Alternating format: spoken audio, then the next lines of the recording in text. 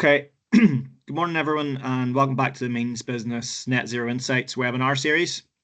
We will be recording this session and we'll be muting participant mics, so please use the chat function if you need to get in touch. And please make sure on your end of Teams that your mic is turned off so as we can avoid as much background noise as possible. We do have a couple of short polls, so have your smartphone ready to scan the QR code, or you can also visit it in a browser. We'll provide those in a second. And we will be sharing the slides from today's session with attendees afterwards. So people are starting to join us, so I think we'll make a start. We do want to keep this under 45 minutes. So today's webinar is the 6th of 8 online webinars being delivered as part of our Net Zero Insights webinar series. My name's Conor O'Dornan. I'm the Net Zero Innovation and Delivery Manager for Mid and East Antrim Borough Council, and I'm responsible for implementing the MEANZ Business project, which this Net Zero Insights series is a part of.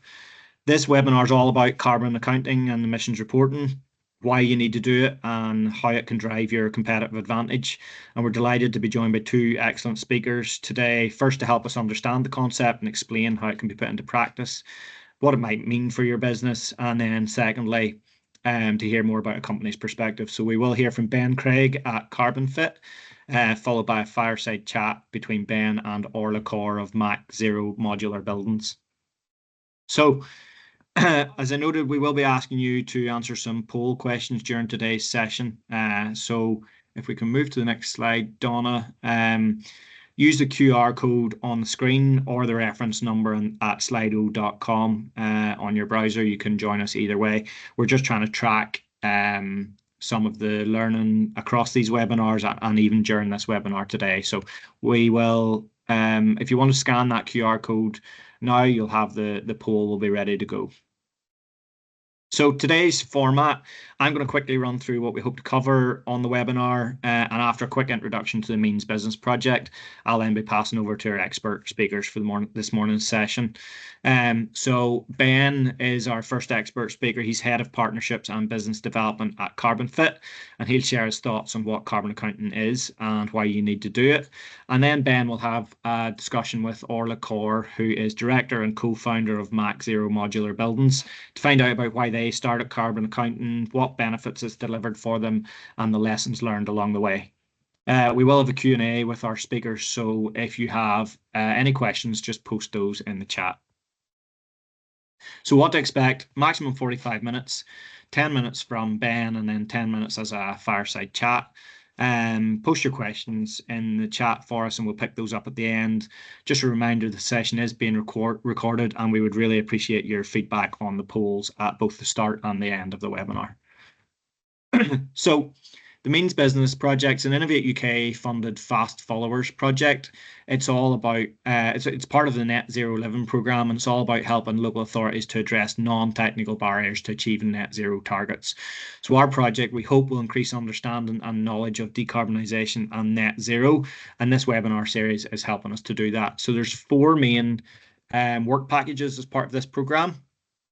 If we go to the next one, Donna, this Insights programme, which includes some best practice visits and the likes of this webinar series. We then have some corporate decarbonisation projects within council where we're trying to lead by example as a council here internally. We then have industry decarbonisation projects where we're working with local companies, including some of those on the call, to help you address decarbonisation. And then we also have an underpinning Future Ready programme, which is all about sharing insights, sharing knowledge and sharing expertise across a network of Innovate UK projects all across the UK. So the next slide then is starting with one of our polls. So if you've the code's on the screen again, if you wouldn't mind scanning, we just wanted to know, and this is something we ask at each webinar, what are your biggest challenges that you face in reducing your own carbon footprint or reaching net zero, and choose any or all that are relevant. We'll give you a few minutes just to complete this poll, and then we will collate the results, and it helps us really in terms of designing future programs and supports. So we've tried to highlight the things. There might be some on the poll on your phone that don't show up on this screen just because of the size of it, but we've tried to highlight the things that we are finding companies say are the most important or the biggest challenges, and not surprising, finance and investment. tops the list again. Emissions reporting, obviously you're all here today to find out a bit more about that and to learn from the experience of carbonfit and MAC zero buildings. So interesting that that one's coming up high today. Okay, another couple of seconds and then we'll move on to the next question. Okay, Donna, if you move on to the next one, I think we have 14 or 15 responses there. So this is for us about tracking where you are on the journey. So on your general net zero or decarbonisation journey, where do you think you are? And this ranges from anything like we haven't thought about it yet to we have completed it and we are net zero as a business and everything in between. And this is something that Innovate UK do with us as projects. They ask us where we are as a council, and it varies greatly depending on if you're thinking a specific project or you're thinking a council in general or an area. The responses to this vary quite a lot. Nobody hasn't thought about it yet, which is usually what we expect to see. It's obviously very topical, and we have a lot of people and a lot of companies who are aware of it and are trying to plan for it, or as we can see, they are implementing their plan for it. So another couple of seconds, see if a couple of more responses. Interestingly as well, nobody has achieved net zero as a business, which is obviously our aspirational targets. Okay, Donna, if we move on, we try to keep this initial bit to under 10 minutes, which I think we've managed to do. We want to give as much time as possible to Ben and to Orla, so as you can hear from them. So before I pass over to Ben, don't forget, if you do have questions, please hold them to the end or post them in the chat as we go along, and we'll pick them up at the end, and we'll try and direct them to either Ben or Orla at that stage. Ben, I'll hand over to you. Good morning, everybody, and thank you so much, Connor, for the introduction and for having me along today. I am going to speak to you a little bit about carbon accounting, and it's going to be coming from my perspective. As Connor mentioned, I'm head of partnerships and business development at carbonfit, and we really are a team of net zero engineers, educators, and strategists that help companies figure out how they're going to go towards net zero. And a huge part of that is around beginning with the data, which we have a platform that supports people to understand that data and generate the insights for your planning. Next slide, please. Okay, so the first question is, well, what the heck is carbon accounting in the first place? And carbon accounting really is, how do you measure and report on your carbon footprint? Okay, and so I'm going to dive into, well, what is your carbon footprint? What is net zero? Because there's a lot of jargon associated with all of this that I'm going to be referring to throughout. So net zero, this is reducing your greenhouse gas emissions to as close to zero as possible and offsetting the remainder, with the aim of limiting your global warming contribution to 1.5 degrees Celsius above pre-industrial levels. Now, your carbon footprint is made up of 3 different scopes of emissions. Scope 1 are emissions that are associated with any asset that you have. So it could be your air conditioning unit, it could be your heating unit within your company facility, it could be your company vehicles, it could be machinery, anything that comes from an asset that you own. You have direct control over those emissions. Scope 2 is typically your purchased electricity. And scope 3 is absolutely everything else. It's everything upstream of you and everything downstream of you. And for most companies, about 80% of your carbon footprint tends to reside in scope 3. Now, the beginning place for most companies in carbon accounting is to start with scope 1 and scope 2, because those are the easiest areas to begin to focus on, because you can get that data really easily. You have an electricity bill. You will have a bill for your heating. You will have a bill for the maintenance of your air conditioning unit. You'll have fuel and mileage receipts for your vehicles, things like that. So you can get at that data pretty easily. So that's a great place to start. And you have the opportunity to generate efficiencies very quickly on those categories. Scope 3 is where a lot of the challenge is. And so I wasn't surprised when in the initial polling, one of the key areas of challenge for companies was supply chain. And so this is your purchased goods and services, category 1 within your scope 3 emissions. So it's a big challenge because depending on the size of your company, your supply chain can be quite complex, and understanding who within your supply chain you might want to gather data from, and actually receiving that data and using it to accurately account for your emissions can be a bit of a challenge. And so that's where gathering some support is absolutely vital. So if anybody would like to talk about that afterwards, do let me know. But as I say, Scope 3 has a multitude of things.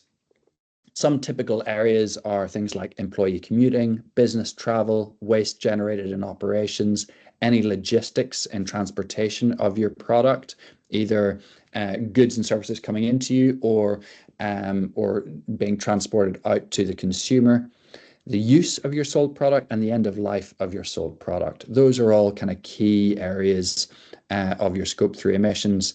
If you're a bank, or you have a lot of investments, you're a holding company, then category 15 of Scope 3 emissions is also a key. It is your investments. So for a bank, every pound they lend is their Scope 3 emissions. So for them to reach net zero, they need their entire lend book, their customer base, to go to net zero. And so one of the key questions I noted at the start was companies are having a bit of challenge finding finance and support to access net zero solutions. And I'm here to tell you that banks are very keen to engage with you on that agenda, particularly if you have measured your carbon footprint using a carbon accounting process. And to do that, it is gathering that data, and it's then applying emissions factors to that, which are provided by the government, the Department for Energy Security and Net Zero, so that all of your emissions, regardless if they are methane or if they are one of the hydrofluorocarbons or whether they are any of the greenhouse gases, it is bringing them all back to what if they were all just carbon dioxide, which is why you will see CO2e or CO2 equivalent as part of a carbon footprint, and why it's called a carbon footprint rather than a greenhouse gas emissions footprint. Okay, next slide, please. So where are we at the moment? We are currently at 1.1 degrees Celsius above pre-industrial levels. And you can see in the graph here that there is consensus around this from the global scientific community. So currently 1.1 degrees C, and the goal is to limit to 1.5 degrees C. Next slide, please.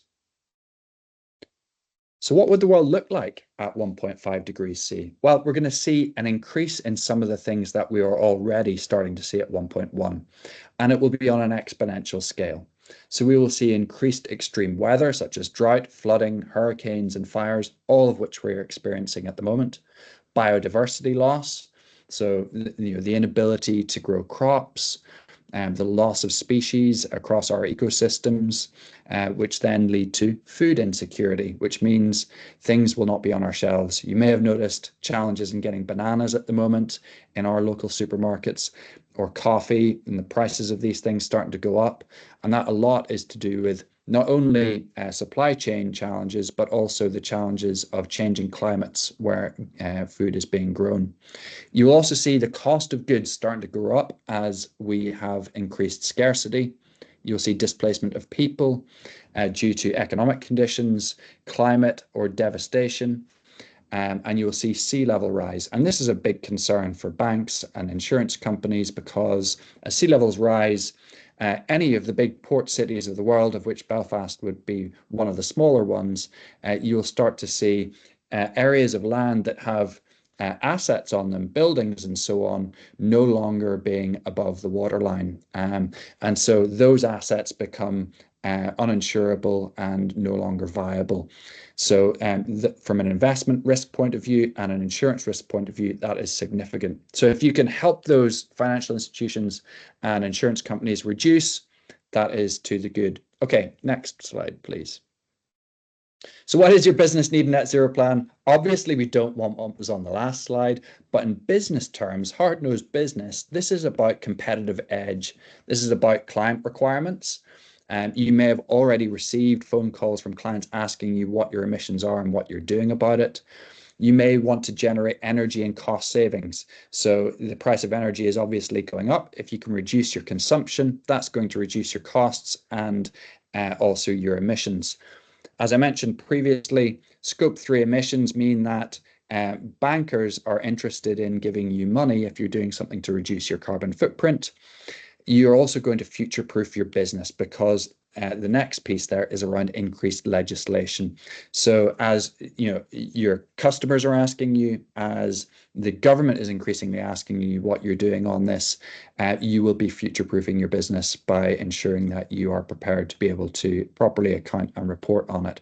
And of course, the important thing is you will not have the insights to better manage your business without properly accounting for all of those key areas of emission sources. Next slide, please. So how do you go about doing it? We have a solution, of course. I'm not going to dwell on so much what we do, but you will need some form of platform and you will need some form of expertise, whether that is in-house or whether that is outsourced. The platform could be simply an Excel spreadsheet at the most simplest form, or it could be a digital solution such as carbonfit offer. You will need to ensure that what you're doing is compliant with the various ESG reporting frameworks. So depending on your size, there are different ones. If you're very large and you are trading in the EU, you will comply with CSRD. If you're large and you're trading within the UK, there will be ESOS and there will be SECR as a minimum. You might want some dashboard visibility so that you can see what is your progress and so that you can figure out, what is going well and what is not going so well so you can prioritize action. And you're also going to want to do this in such a way that it is efficiently using the resources that you have. No business has a surplus of people, time, or money particularly. So if we can do this in a way that is efficient, that is the most important thing to do. Next slide, please. So what are the benefits of carbon accounting? Well, the first thing is becoming a supplier of choice. If you're in the supply chain of a large company that has to comply with CSRD, they are now needing to report on what their supply chain emissions are. So if you can provide them with your emissions data, they're going to be very happy with you and you will become that supplier of choice. You will get better tender scores. If you want to apply into the public sector within the UK, you will need to provide a PPN 06 or Public Procurement Notice 0621 compliant carbon reduction plan and have that live published in order to pass stage 1 of the tender process. And as things go along, the more action you're taking on net zero and the more you're able to evidence that, the better your tender score will be. And of course, increased efficiency across your business, using less energy, using less resources is going to save you money in your operations, and all that goes to your bottom line without selling another product. Thank you. I'll hand over now to the fireside chat. If anybody does want to get in touch with me, previous slide, there was a QR code there that you would be able to get in touch. There it is again. There are my details. Okay, let's move on to the fireside chat. I am delighted to get to speak with Orla Corr, who is director and co-founder of Max Zero Modular Buildings Limited, and joy of being out on site with Orla about a week ago now. Orla, would that be about right? Sorry, you're just still on mute there, Orla. Yes, Ben, last week actually you're out on site. Yeah, keeping us on the right path, Ben. So, well, thank you so much for joining us, Orla. I think, all of the stuff that I just ran through is very high level and it can feel a bit, intangible and amorphous for companies. And, I know a lot of companies are in the planning process or have already got a plan and are implementing it from the polls that we're on earlier. So there will be companies very, similar to you that are either earlier stage in terms of their progress or later stage. But hearing from other companies about how they're grappling with this is, of course, where the richness of all of this comes out. And so just to kick off, if it's all right, Orla, would you like to just give a very quick overview of, what do Max Zero offer? What do you do? And then if we could move into why did you start carbon accounting in the first place? Okay. Thank you, Ben, and thank you, Connor, for facilitating today as well. So Max Zero Modular Buildings, we're in business now 4 years in June, and we design, manufacture, and provide modular solutions for both the modular building solutions actually for the public and the private sector.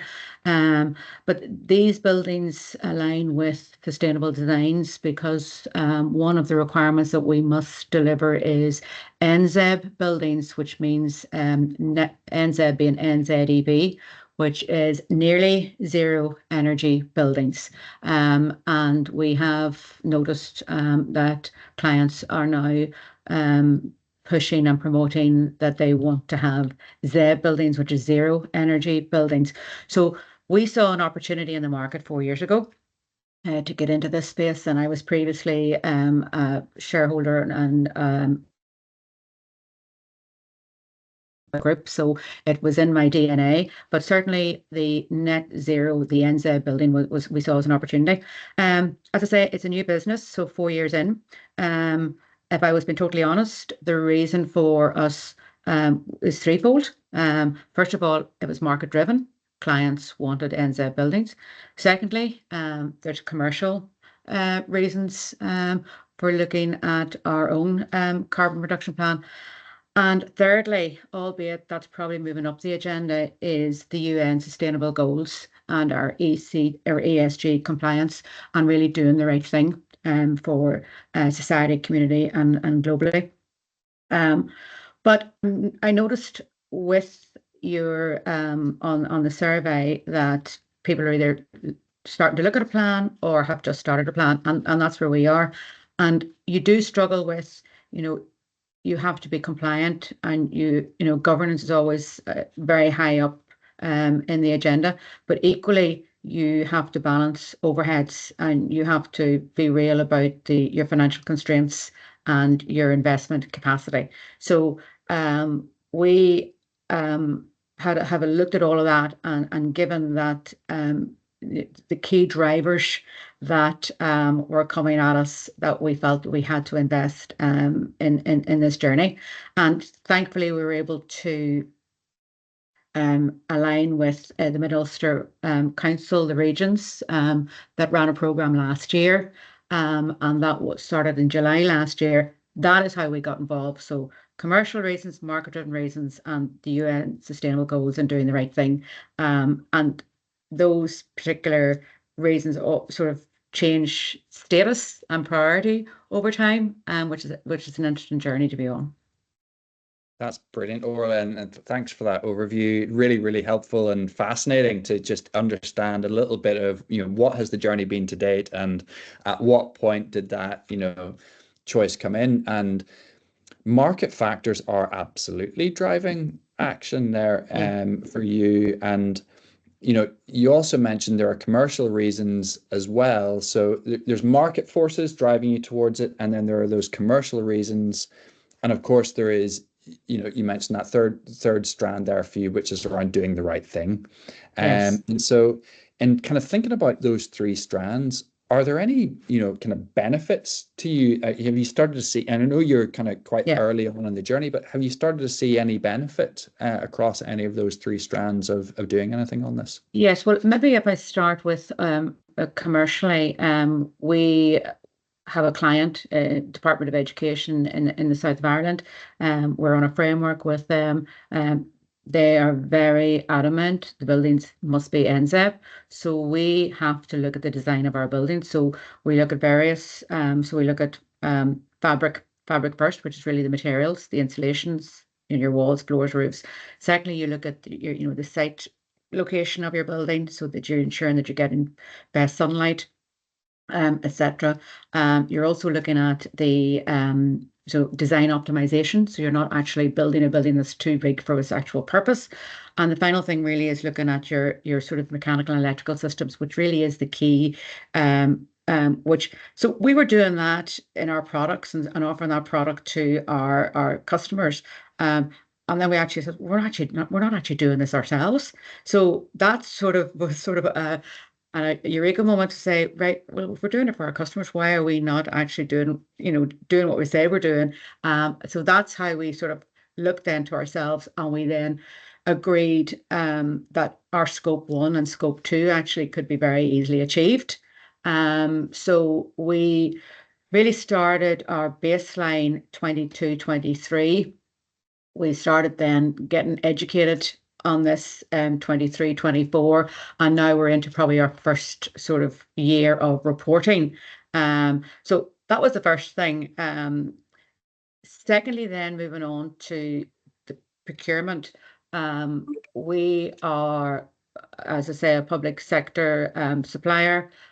All of our tenders and all of our framework opportunities are now requiring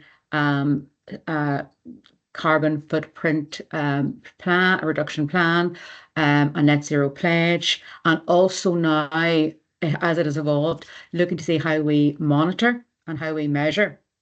And the scores now on public procurements, the balance is changing in that we're seeing more and more of the scoring weighted towards carbon reduction accounting and monitoring, and really having to evidence that. And over a framework can be 4 to 5 years, and part of your KPIs. So when you get onto the framework, you're actually KPI monitoring, which actually tells you where you are in the class, for example. That monitoring is key to ensure that you stay right on top of the framework membership. The last point then I just want to make was really about doing the right thing, is really about the engagement of your employees. So you find that when you start to sort of, like I call it, the low-hanging fruit, when you start to get successes on those small areas, well, then the engagement actually, there's a big push at the start, but you find that engagement does actually start just to be something that they expect to do every day. So that employee engagement is also very important. And that's been beneficial, which is wonderful, and it was so evident, when we met last week as well.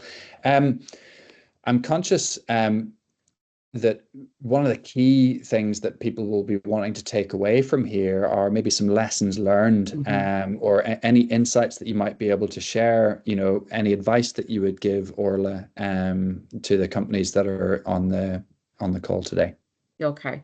Like if you're a company like us, where, as I say, we weren't able to appoint or recruit a sustainability manager, for example, we needed to look to our own employees to raise their game in this regard, and we needed to go and find someone to support us on this journey. So say the net zero transformation program that we were on last year introduced us to yourselves, Ben, and we picked it up straight away, and the momentum was there. We picked it up with yourselves last September, and we had our plan finalised and our pledge agreed in November, and we've started to monitor since.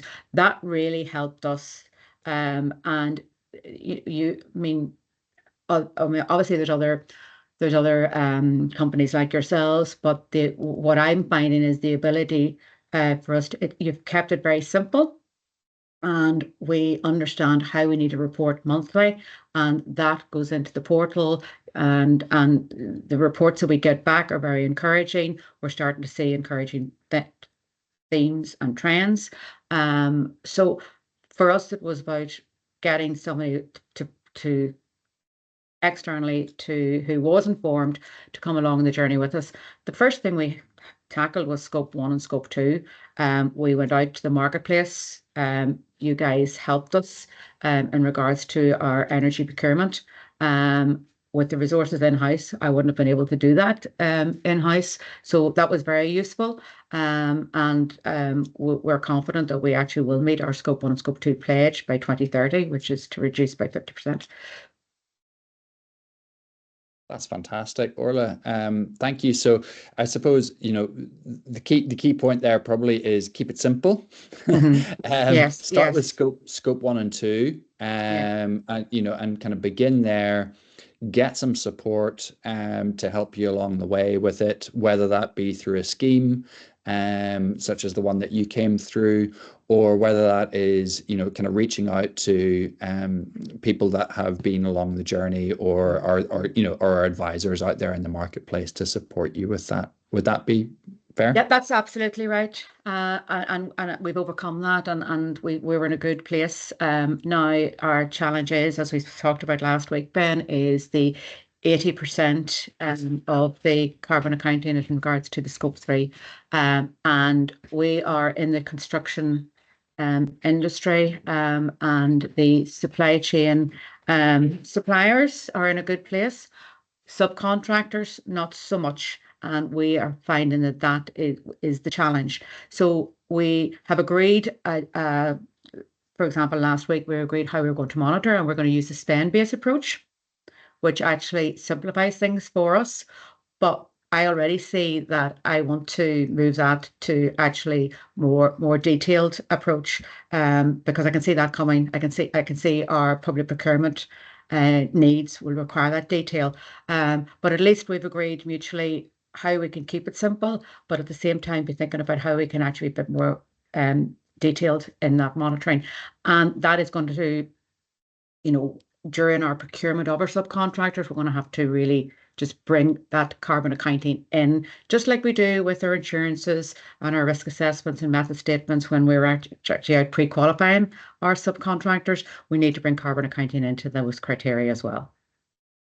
So that key then, another piece of learning that has been along there is just how you augment your systems, whether that is procurement system, or whether that is around, what data you're capturing and what methodology you're using and when, and how that's going to link to your competitive advantage and, tendering and so on. There's quite a bit in there, but, it's probably fair to say, Orla, that because you had that employee engagement as well, which was so evident when we met last week, that coming up with those solutions and actually coming up, with the way to augment the systems and to gather the data and to get it into a way that made sense for your business, absolutely started to flow from that employee engagement as well. Yes. And I mean, we're a small company with 25 employees, so we can grasp most things fairly quickly. But I appreciate, as the business grows, that actually, we will need champions across all aspects of the business to ensure that this doesn't slip. And I mean, we have, if you have an ISO accreditation, we're all being inundated with compliance. So we're an ISO accredited company. So we're actually embedding this into our ISO policies. So it's not seen to be something else, another something to do. We're trying to get, because that is well embedded, and we just have to ensure that that's where we keep it. Super. I see Connor's just hopped in there, and I see some pings through of questions coming in. Connor, do you want to throw some of the questions from the chat in? Yep. That's brilliant. Thank you, Orla. Thank you, Ben. Some great insights there. There's a couple of questions in the chat. The first one's from Megan. For yourself, Ben, you can maybe see these, but with the organisations you work with, she wants to know how successful they have been in capturing their Scope 3 data, and is it still heavily based on estimations? And out of those 15 Scope 3 categories, which ones are you seeing organisations measure most frequently?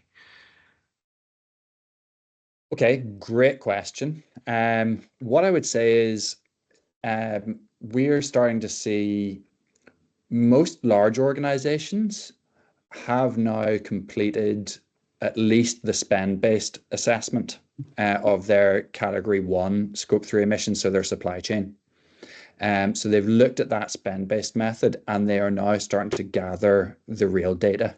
So to Orla's point there, they're starting to see, actually, if we don't gather the real data, we'll be over accounting for our emissions here. It won't be accurate. And so they're starting to think about, actually, if we can gather the data from the most meaningful areas, because we now can see that because it's tiered out, because we've carried out that spend-based assessment, we can start to engage with our supply chain in a very targeted way. And so the really sharp ones are on that in their category 1 supply chain. The most prevalent areas, to be honest, is the low-hanging fruit ones within Scope 3, which are employee commuting. That's a survey of your employees. Business travel, that's accounting for, your various receipts within that arena as well, and starting to look at where the opportunities for reduction in that. Those are the kind of, most prevalent, starting to get into logistics, thinking about upstream and downstream. Again, some of those are estimations, but starting to get more actual data in there as well is starting to become a little easier as that ask goes out more and more to the logistics companies, and they get a bit better at starting to provide that data. Waste generated in operations is another key one.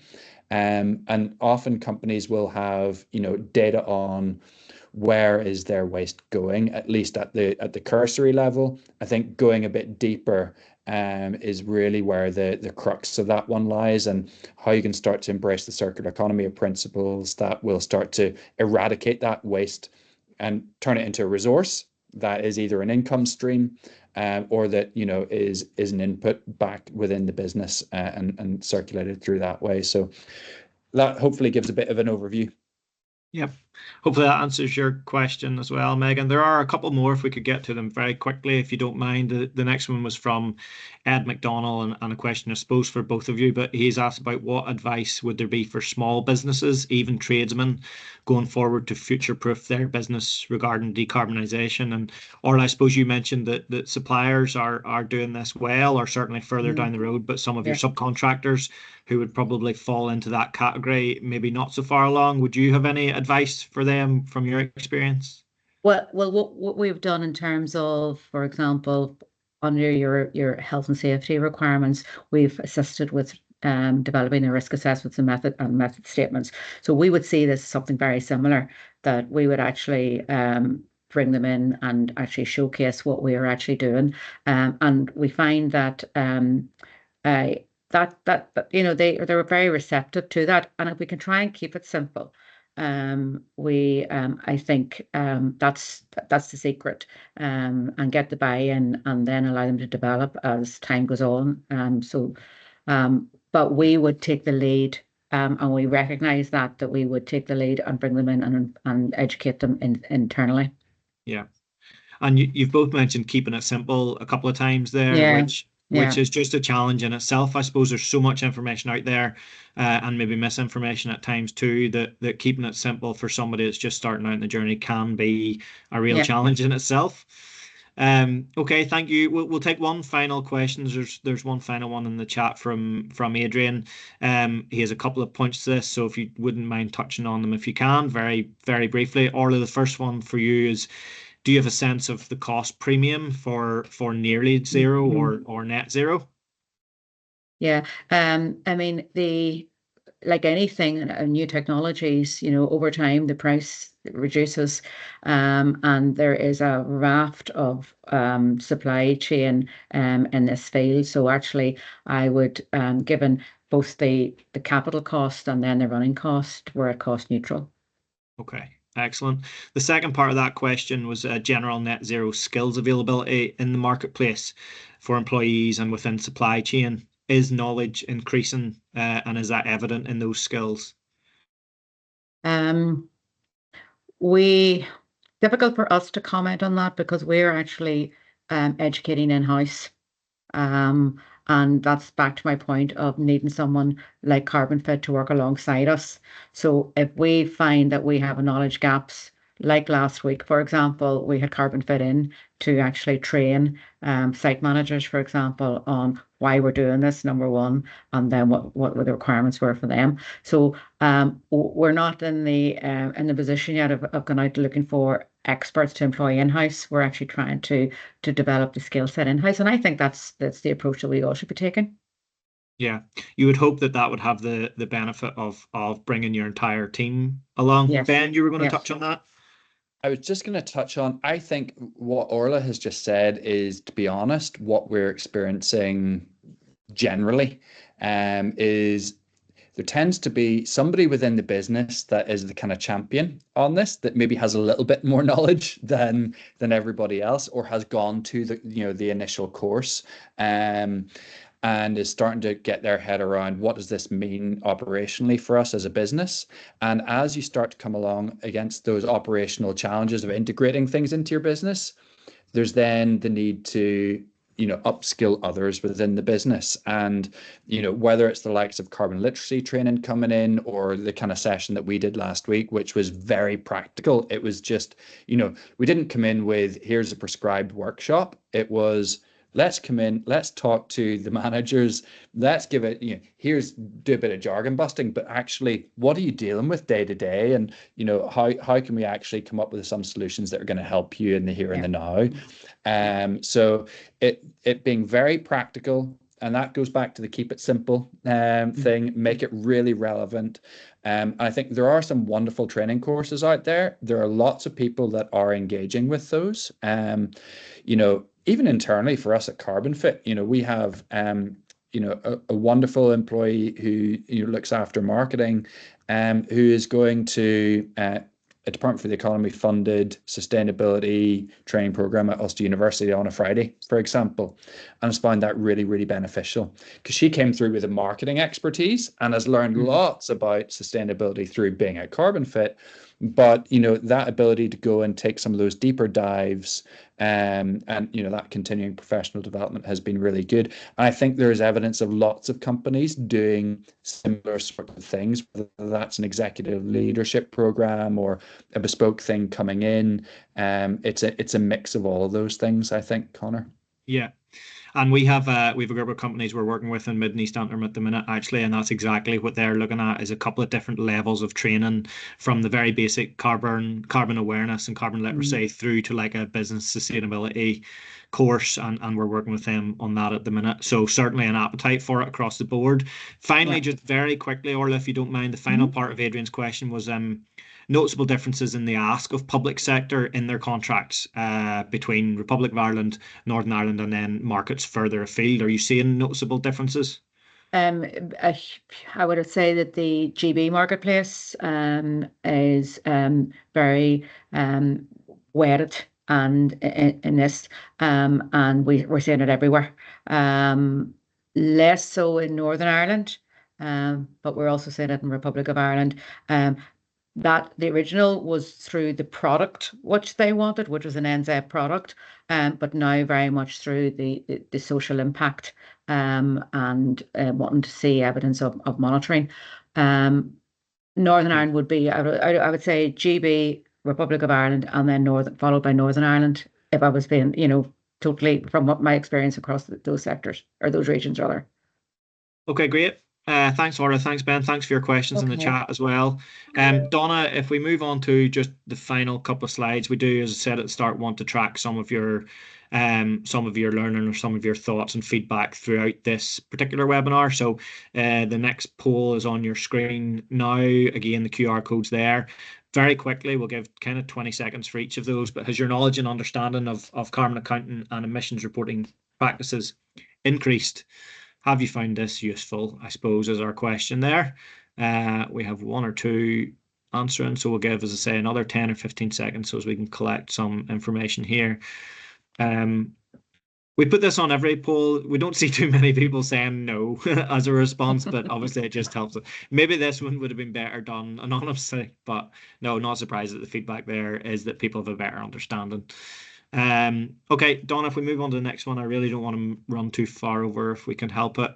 So how likely are you to undertake, some of these initiatives or some of the ideas or some of the approaches discussed today within your own organisation? Are we on the right track in terms of what we've been sharing with you here and what Orla and Ben have been covering?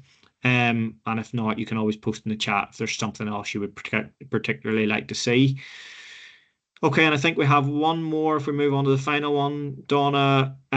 Your most significant barriers to carbon accounting itself. So I know we touched on reducing your carbon footprint and the barriers to that, but if you look at carbon accounting specifically and reporting on your emissions, what are the key things that you would see internally in your organizations as barriers to being able to do that?